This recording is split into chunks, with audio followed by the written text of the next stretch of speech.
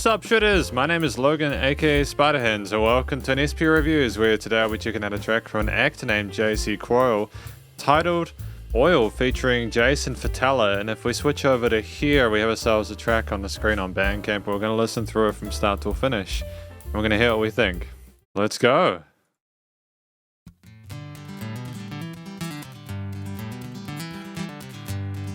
So we got some DI'd acoustic, that's cool. Did you hear a creaking noise? Could have been, might have been. I thought it was a man's deep voice. Look, a man who's made of tin. Did you need some help there, friend? This oil here should do. How did you get in this mess?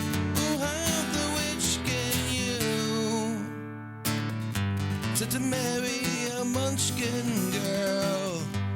The witch shared you limb by limb. You lost your heart and your chance at love. Someone made you into 10. Did you need some help there, friend? This oil here should do. How did you get in this mess?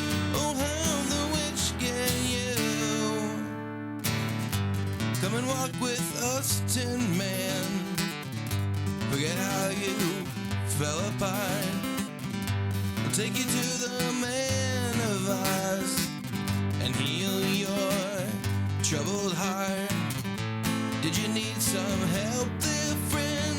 Oh, this oil here should do. How did you get in this mess? Oh, how the witch gave you.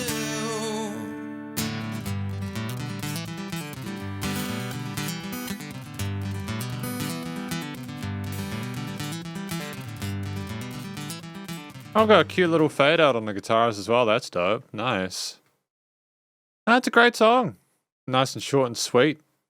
Just before we go into it, it says JC Croyle is a folk rock artist out of Stoughton, Wisconsin. Wisconsin. Currently writing songs that feature the stories of banned books. So I think this might be one of the banned books or story from them. #read banned books by JC Croyle. And welcome to the conclusion of my review of this track from JC Croyle as well as Jason Vitela on the guitar with JC on the vocals. What do I think this track is about? My best guess is they were talking about missing hearts and witches and never finding love and needing help and oil. Is it to burn the witch? Is that it? Are we getting the oil to burn the witch who took your heart? Is that it?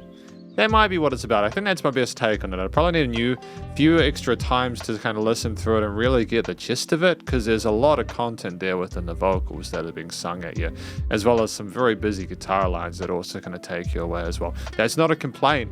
That's just my experience with it. You know, it's subjective, I suppose, but it's good. It's a good start so far. So I'm liking the story that's being told here, and it's kind of a cool concept, you know, to talk about banned books, because if you think about it, how are a lot of people going to be able to get access to those books in the first place otherwise? So, yep, smart idea.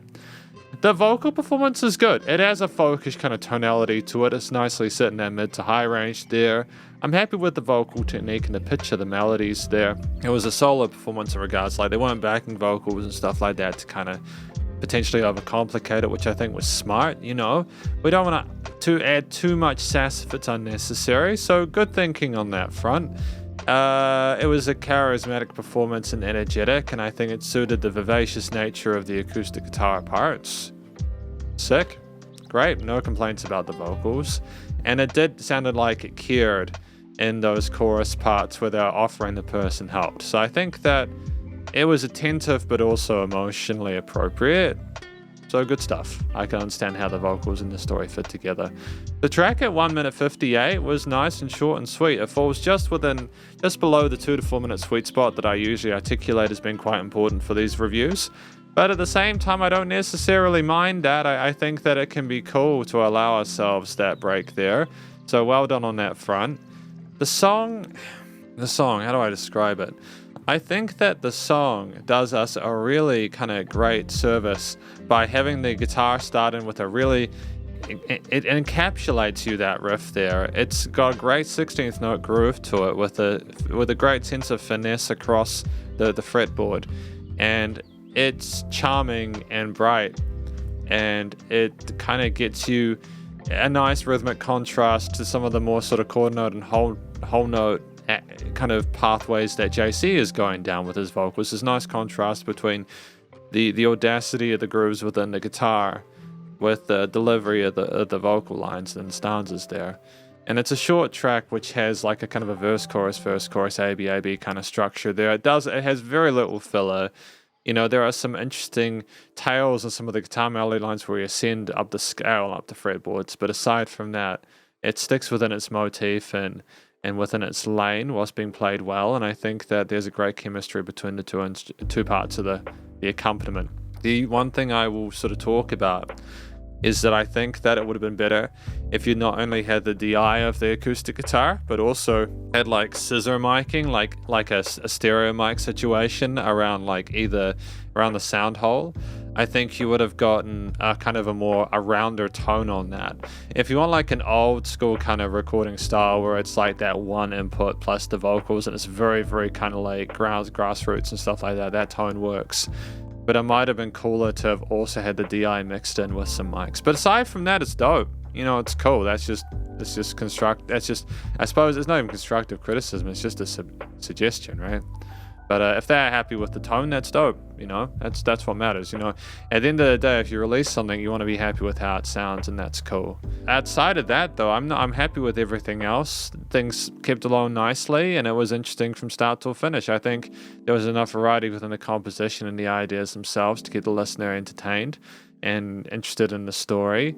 And I don't think there was a note out of place. Finally, the studio recording, mixing and mastering, you know, outside of the comments I made on my personal preferences towards the guitar tone, were good. I liked how the vocals sat with the guitars when they came in. They had a nice entrance and presence within the mix there. Things were nicely staged within the stereo field, and there were no weird resonances within the frequency spectrum. You know, it was easy to hear and understand what was going on. There was dynamic range. Things weren't the same loudness all the time. And it was nice and loud without pumping. It was a very raw performance. We didn't saturate it with unnecessary effects, and it was straight to the point, cut to the chase. And I'm happy with it. So well done to JC Croyle and Jason Vitela on this track, Oil, and hopefully you enjoyed it. If you did, please do go check out their various social medias and Bandcamp page, and stay cool and stay safe. And please remember to support your local musicians and artists at this point in time, as either hell more than ever thought of crazy stuff going on in the world, and I'll catch you in the next review. Spiderhands Out.